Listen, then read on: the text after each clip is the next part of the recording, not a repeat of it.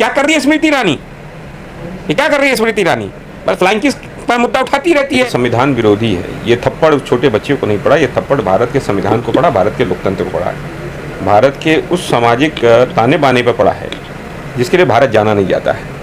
ये 2014 से लेकर 2023 तक नरेंद्र मोदी की जो नफरती राजनीति है, उस नफरती राजनीति ने भारत को कहां से कहां पहुंचा दिया। ये उसका उदाहरण है कि जब भारत के अंदर G20 का सम्मेलन होने वाला है, उससे पहले इस तरह की सोच के लोग भारत में है। इससे पूरे विश्व भर के पटल पर ही भारत का आप तरीके से शर्मनाक कर दिया है, भारत के लिए कालिक पोत दी है चेहरे पर।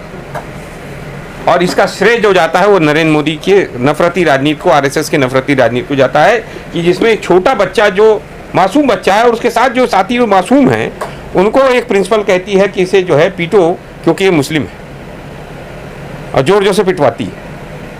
इसमें दो एंगल से मैं देखता हूँ। ये याद आता है मुझे, एक फिल्म मैंने देखी थी शिंडलर्स लिस्ट। उसको कभी अगर आपके दर्शकों को भी मौका मिले, ऑस्कर विनिंग वो फिल्म है, स्टीफन स्पीलबर्ग ने बनाई। उसमें एक दृश्य आता है जिसमें छोटे बच्चे रहते हैं जर्मनी के, नाजी जर्मनी का काल रहता है, और वो बच्चे जो है एक यहूदी महिला को पत्थर मारते हैं, बुजुर्ग महिला को, और जब किसी को पकड़ते हुए पुलिस ले जाती तो ऐसे गले काटने का इशारा करते हैं। तो वो नफरत की राजनीति इतना वो कर दिया था कि छोटे छोटे बच्चे को यहूदियों के खिलाफ नफरत पैदा करा दी थी जर्मनी के अंदर, और उससे क्या हुआ, पूरे जर्मनी का विध्वंस हो गया। और यही स्थिति भारत के अंदर नरेंद्र मोदी के नेतृत्व में जो सरकार चल रही है और उनकी जो मातृ संगठन है RSS है, वह सारे लोग मिलकर जो है वो भारत के अंदर नफरत की राजनीति को बढ़ा रहे हैं। एक तो पहला ये। दूसरा ये है कि मेरठ, मुजफ्फरनगर, गाजियाबाद, गौतम बुद्ध नगर में जो त्यागी समुदाय के लोग हैं, वह लोग भारतीय जनता पार्टी और RSS से बहुत तेजी से विमुख हुए, उनसे हट गए। श्रीकांत त्यागी का प्रकरण आपने देखा होगा। और मुझे लगता है ये जो वीडियो बनाया गया है, इसमें जो वो महिला है या जो वीडियो बनाने वाला है, इन दोनों में से कोई जो है वो RSS संबंधित है। और ये वीडियो जानबूझ के स्क्रिप्टेड है, बनाया गया है, और ये सब फैलाया जा रहा है कि लोग मांग करें कि उस महिला को गिरफ्तार किया जाए और उसके बाद जो है त्यागी समाज को उकसाया जाए RSS के द्वारा, भारतीय जनता पार्टी के द्वारा। उनके IT जो उनके जो चलते हैं सारे IT सेल के जो व्हाट्सएप है, ट्विटर है और फेसबुक के माध्यम से, इंस्टाग्राम के माध्यम से, कि आओ देखो तुम्हारी महिला के साथ ये हुआ, और हिंदू मुसलमान कराएं, और जो है त्यागियों को फिर वापस जो है RSS और BJP के फोल्ड में लाने की कोशिश है। ये वही आप देखिए, इसके पहले भी आपने उदाहरण देखा होगा, मेवात में जब दंगे हुए थे या हिंसा हुई थी, तो नूह में जब हिंसा हुई उसके बाद RSS के लोगों ने, जो जाट समुदाय के लोग उनके विरुद्ध में आ गए थे, उनको हमेशा आह्वान किया कि आओ इसमें शामिल हो जाओ। तो जाटों ने कहा कि भाई हम जब किसान आंदोलन कर रहे थे, तुम्हारे भारतीय जनता पार्टी और RSS के लोगों ने, तुम्हारे IT सेल ने हमें आतंकवादी कहा। ये जाटों भूले नहीं, जाट किसान जातियाँ भूली नहीं। और उन्होंने कहा कि जब महिला पहलवान आई थी, तुमने कहा ये जाट है, ये हिंदू नहीं है, तुमने हिंदू मानने से इनकार कर दिया उन्हें। तो इसलिए जो है ये हिंदुस्तान के अंदर जो कल्चर है, उस कल्चर के खिलाफ ये लोग नफरत फैला रहे हैं। और मैं त्यागी समुदाय से भी आह्वान करूंगा कि जैसे जाट समुदाय के लोगों ने उस दंगे में, मेवात के दंगे में, नूह के हिंसा में शामिल होने से इनकार कर दिया, वैसे ही लोग जो है त्यागी वर्ग के लोग, समाज के लोग इस घटना का विरोध करें और जो है इस पर कार्रवाई की मांग। बंटवारा बांटना चाहती है क्या सरकार पर किसी को? RSS और भारतीय जनता पार्टी का जो एजेंडा है वो मुसोलिनी और हिटलर से मिलता जुलता है। वो नाजी लोग हैं, वो नाजीवाद पर प्रेरित करते हैं, वो नफरत ही कर सकते हैं, बांट ही सकते हैं, बांट कर ही वो आगे बढ़ सकते हैं। उसके अलावा उनके पास कोई और कारण नहीं, क्योंकि अभी वो बात करते हैं, कभी भारत के संविधान को बदलने की बात करते हैं। उनके जो मुख्य आर्थिक सलाहकार हैं वो कहते हैं कि साहब जो है हम जो है संविधान बदल देंगे। वो क्यों बदलना चाहते हैं संविधान?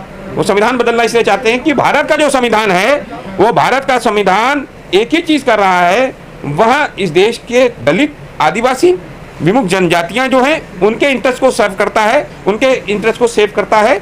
जैसे किसानों की ज़मीन वो नहीं ले सकते, आदिवासियों की ज़मीन वो जल्दी ले नहीं पा रहे हैं, इसलिए वो भारत के संविधान को बदलकर जो धारा 371 के अंतर्गत जनजातियों को और आदिवासियों को जो राइट्स दिए गए हैं, पेशा एक्ट ने जो राइट दिया है, जो उनके अधिकारों की संरक्षण कर रहा है, उस एक्ट को खत्म करके वो अडानी को वो देना चाहते हैं। इसलिए वो भारत के संविधान को बदलना चाहते हैं, अडानी को ये सारी जमीनें देना चाहते हैं भारत की। अगर मुजफ्फरनगर में जो मामला हुआ है उसे देखा जाए तो वहाँ पर जो टीचर है उनका कहना है कि बयान को बदला गया है, और कुछ लोग कह रहे हैं कि बच्चों को डांटा फटकारा भी ना जाए, मारा ना जाए, तो फिर बच्चे बिगड़ जाएंगे, इसीलिए बच्चे बिगड़ रहे हैं। यही कारण है कि लोग बच्चों में इस तरह की चीजें बढ़ रही हैं। बच्चों को डांटने का जो अधिकार है वो टीचर को है। जी, छोटे बच्चों को बुलाकर एक बच्चे को मारवाना, पिटवाना और एक धर्म विशेष का बताना, ये क्या है? आप घृणा फैला रहे हैं। सर मगर टीचर वहाँ पर विकलांग है, ये टीचर भी विकलांग थी, उन्होंने कहा मैं खुद नहीं मार सकती थी। अरे भाई, मारना कोई सोल्यूशन थोड़ी है, मारना सोल्यूशन है, डांटना भी तो है। डांटा जा सकता है कि नहीं डांटा जा सकता? बच्चे को डांटा जा सकता था, समझाया जा सकता था, और वह तो राइट ऑफ जो हमारे बाल अधिकार का है, संरक्षण का मामला है ये। और ये क्या कर रही है स्मृति ईरानी? ये क्या कर रही है स्मृति ईरानी? बस फ्लाइंग किस पर मुद्दा उठाती रहती है, फर्जी मामले।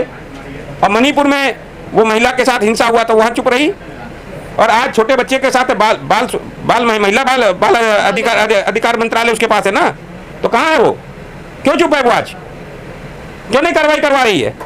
क्यों छुपी पड़ी है? फालतू की बातों करने के लिए उसके पास समय है, फर्जी मुद्दे उठाने के समय है, लेकिन जहाँ पे बाल संरक्षण का मामला है, जहाँ महिला अधिकार का मामला, वहाँ क्यों नहीं आती वो? कह तो रही थी कि मैंने बातचीत की है, जल्द से जल्द किससे बातचीत की है? किससे बातचीत की है?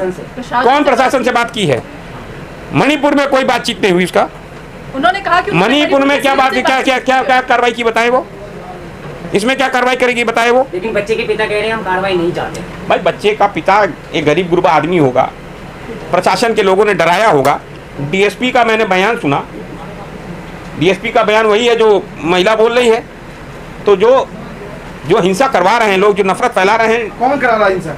नरेंद्र मोदी करवा रहे हैं, और कौन करवा? इसका क्या मतलब है? नरेंद्र मोदी इसी से बंटवारा करवाकर राजनीति में स्थापित होना चाहते हैं, फिर से पुनः वोटों का बंटवारा, ध्रुवीकरण कराना चाहते हैं, सांप्रदायिक लाइन पर खेलना चाहते हैं, और क्या करना चाहते हैं? इसका विकास कर रहे हैं, शंखनाद कर रहे हैं, उनको इससे क्या शंखनाद कर रहे हैं? बताओ मुझे, क्या शंखनाद कर रहे हैं? चंद्रयान 3 देखा ना आपने? चंद्रयान 3 इसरो ने के वैज्ञानिकों को बधाई दूंगा कि मैं इनको दूंगा। और इसरो स्थापित किसने किया?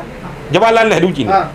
उनको किसी ने, कार्यकाल तो मोदी जी का था। अरे कार्यकाल मोदी जी ने इसरो बना दिया क्या? इसरो के वैज्ञानिकों को मैं धन्यवाद दूंगा, बधाई दूंगा, ये उनके काल में ये उन्होंने किया। है तो मुमकिन है। अरे बीजेपी वाले क्या करें? बीजेपी वालों का काम यही है, दिन भर सुबह से लेकर शाम तक उनका काम यही है, वो ये करते रहेंगे, उनको करने दो। लेकिन सच्चाई यह है, विक्रम साराभाई, नाम सुन लो, विक्रम साराभाई, होमी भाभा जी जिनकी मृत्यु हो गई थी, और सतीश धवन जी, अपने पूर्व राष्ट्रपति कलाम जी, ये इन लोगों के नेहरू जी ने उसमें संरक्षण दिया, नेहरू जी ने उस समय इसको बनवाया, और उनके संरक्षण में ये सारे कार्य हुए हैं, तब जाके आज हुआ है। जो नरेंद्र मोदी कहते हैं 70 साल में कुछ हुआ नहीं, तो उनसे पूछो इसरो कब बना था? नेहरू जी नहीं रहते, नेहरू जी स्थापना नहीं करते तो इसरो बन पाता। और नरेंद्र मोदी जो कहते हैं 70 साल में कुछ नहीं हुआ, तो मुझे लगता है कि नरेंद्र मोदी यह बात पाकिस्तान के लिए कहते हैं, और लगता है कि उनका जो मतलब है वो निवासी हिंदुस्तान के नहीं पाकिस्तान के थे क्या अभी तक? क्यों जो कुछ नहीं हुआ उन्हें पाकिस्तानी मोतियाबिंद हो गया है क्या उन्हें? पाकिस्तानी बता देंगे प्रधानमंत्री जी। भाई, पाकिस्तान में 70 साल में कुछ नहीं हुआ, पाकिस्तान एक फेल्ड स्टेट है, हिंदुस्तान तो बहुत आगे बढ़ा, और इनके 9 वर्ष के शासनकाल में ये इसको पाकिस्तान बनाने के चक्कर में टमाटर 240-300 रुपया किलो गया। जब पाकिस्तान में 300 रुपया किलो बिका तो हिंदुस्तान में 300 रुपया किलो बिकवाया इन्होंने। पाकिस्तान में बीजेपी कह रही है महंगाई के लिए मोदी जी को नहीं लाया, देश बचाने के लिए मोदी जी को लाया। कौन सा देश बचेगा? क्या देश बच रहा बताओ? चीन जो है हिंदुस्तान के अंदर बॉर्डर में घुस गया, अरुणाचल प्रदेश में घुस गया, लद्दाख के साइड में घुस गया। राहुल गांधी जी गए बता रहे हैं, लेह लद्दाख के लोग बता रहे हैं कि चीन घुस गया अंदर, अरुणाचल प्रदेश के अंदर चीन घुस गया है, सिक्किम के अंदर भी घुसने की कोशिश करता रहता है। क्या बचा रहे हैं बताओ? क्या मजबूत सालों में 5वें से तीसरे नंबर पे ले जाएंगे, वादा किया है। अगर सही से कैलकुलेशन हो जाए तो पता चल जाएगा भारत की इकोनॉमी कितनी नीचे। बेरोजगारी दर 40 वर्षों में सबसे ज्यादा है। कैसे हम विकास कर रहे हैं? अगर विकास करते तो लोगों को रोजगार मिलता। तो पहला जो मापन का है बेरोजगारी है, बेरोजगारी 40 साल में सबसे ज्यादा है। तो कैसे विकास कर रहे हैं? यानी लोगों के पास रोजगार नहीं है। लोगों को तो मजबूत कर रहा है ना, हिंदू सम्राट की सरकार है। जब 80% लोग हिंदू हैं तो जिनको बेरोजगारी उसमें 80% से ऊपर तो हिंदू हैं। देश का अमृत काल चल रहा है। ये 9 वर्षों में नरेंद्र मोदी जी का जो चल रहा होगा, बाकी किसी का चल रहा है कि नहीं चल रहा, अडानी का चल रहा होगा। अगर इस 9 वर्ष में किसी का फायदा है, वो फायदा नरेंद्र मोदी का, और किसी देश का भी तो फायदा है। नरेंद्र मोदी और अडानी का ही फायदा है और किसी का फायदा नहीं। देश चांद में पहुंच गया, लेकिन स्कूल के बच्चों के बीच नफरत आ गई, क्या कहेंगे? मैं ये कह रहा हूँ कि हमारे देश में जो हमारा वैज्ञानिक सोच के आधार पर देश का निर्माण हुआ था, जो हमारे प्रथम प्रधानमंत्री जी थे स्वर्गीय नेहरू जी, उन्होंने देश का निर्माण कराया एक साइंटिफिक टेम्परामेंट के लोगों। इसलिए आईआईटी आपको दिखा, आईएम दिखा, Indian institute of science technology दिखा, बहुत सारी इसरो दिखा। ये तमाम नेहरू जी कहते थे भाखड़ा नंगल डैम हमारे आधुनिक भारत का मंदिर है, वो उसको मंदिर कहते थे। उन्होंने गेल बनवाया, एनजीसी बनवाया, उन्होंने बोकारो में स्टील प्लांट लगवाया, राउरकेला में स्टील प्लांट लगाया। और ये क्या कर रहे हैं? राम मंदिर बनवा दिया। अब ये देखो, 70 हटा दिया कश्मीर से। रोजगार मिल रहा है क्या? रोजगार पर आओ। तुम भी किसी चैनल में थे, अब बेरोजगार हो गए, तुमने अपना चैनल बना लिया। ये भी कहीं थी, ये भी बेरोजगार होकर चैनल बना रही है, अब अपना कर रही है। अब तुम लोग अब इसी को कह दो कि नहीं साहब हम तो अब खुश हैं, हम तो अपना चैनल चला रहे हैं, मालिक बन गए, तो आत्मनिर्भर बनना ना भारत, इसी आत्मनिर्भर बन जाएगा। ये आत्मनिर्भरता है। हाँ। तो नरेंद्र मोदी जी क्यों नहीं आत्मनिर्भर कर दे रहे हैं अपने आप को? इस्तीफा दे दे, आत्मनिर्भर हो जाएगा। वो कोई खुद इस देश के अंदर सेना में कमी होगी, पता है तुम्हें? जो 4 वर्ष का उन्होंने लाया है अग्निवीर योजना, वह 75 साल के हो गए, जब रिटायरमेंट से ऊपर पहुंच गए वो तीसरी बार सत्ता चाहते हैं कि मुझे सत्ता मिल जाए। और इस देश का नौजवान जो 18 साल का है, उसको 5 साल में कहते हैं 4-5 साल में तुम रिटायर हो जाओ, तुम अग्निवीर योजना का आ जाए। तो इनको क्यों नहीं रिटायर कर दिया जाए? और देखो आज के दिन में उनके साथ ये भी प्रॉब्लम है। अभी वो जो 15 अगस्त को मैं देख रहा था लाल किले के प्राचीर से, वो फ्लम्बर कर रहे थे, वो बोल नहीं पा रहे थे। तो मुझे लगता है कि उनका उम्र जो है, और ये भारतीय जनता पार्टी आरएसएस के लोगों को भी सोचना चाहिए, समझना चाहिए, एक बुजुर्ग आदमी के ऊपर इतना ज्यादा तुम लोग क्यों प्रेशर करते हो? और कोई नेता होता नहीं है क्या? राहुल गांधी भी तो खुद अरे भाई सुन लो, पहले नरेंद्र मोदी जी भी सुन लो। उनकी आवाज बेचारी की दब रही है, उनकी आवाज दब रही है, वो बोल नहीं पा रहे हैं, शब्दों की स्पष्टता नहीं है। और भारतीय जनता पार्टी को, आरएसएस को, उनको रिटायर करना चाहिए। उनके पास नेताओं कमी है क्या? शेर देश को संभाल रहे हैं, चले जाएंगे फिर कौन आएगा? शेर अकेला वो कब से शेर हो गए? संसद में भी कहा था मोदी ने, अकेला शेर, सब गिरन मेरे पर पीछे। अभी गिरनों ने एक साथ आ गए, सारे इंडिया बना लिया। वो शेर हो गए? वो शेर हैं, कहते नहीं मोदी। वो जंगल में रहते हैं, उन्होंने भारत को जंगल बना दिया है। हाँ, एक चीज़ तो किया था उन्होंने 2020 और 21 में, एक चीज़ मुझे याद है, मैं फिर से याद दिलाऊंगा आपकी, हमारे देश की जनता की जो याददाश्त बड़ी कमज़ोर है, बड़ी कम होती है। 2021 में उन्होंने देश को कब्रिस्तान और शमशान में तो बदल दिया था, लॉकडाउन के दौरान जब ऑक्सीजन की कमी से लोग मर गए थे। आज उनके नीति के कारण हमारे देश के अंदर लाखों बच्चे अनाथ हैं। उनका क्या है? नरेंद्र मोदी से पूछ लेना जरा, और वो जो महिला बाल विकास मंत्री उनसे पूछ लेना, एक बार उनके पास भी चले जाओ भाई। महिला बाल विकास मंत्री जो हैं उनसे पूछ लेना कि मैडम ये बताओ कि जो 2021 में अनाथ जो बच्चे हुए थे ऑक्सीजन की कमी के कारण जो मरे थे, जो नरेंद्र मोदी ने ऑक्सीजन प्रोवाइड नहीं किया था, जिसके कारण हमारे देश के करोड़ों लोग मर गए, हर गांव में 10 लोग मरे। उन बच्चों, अनाथ बच्चों का, लाखों जो अनाथ बच्चे हुए, उनका आज के दिन में उनके बारे में क्या है? आपके पास क्या नीति?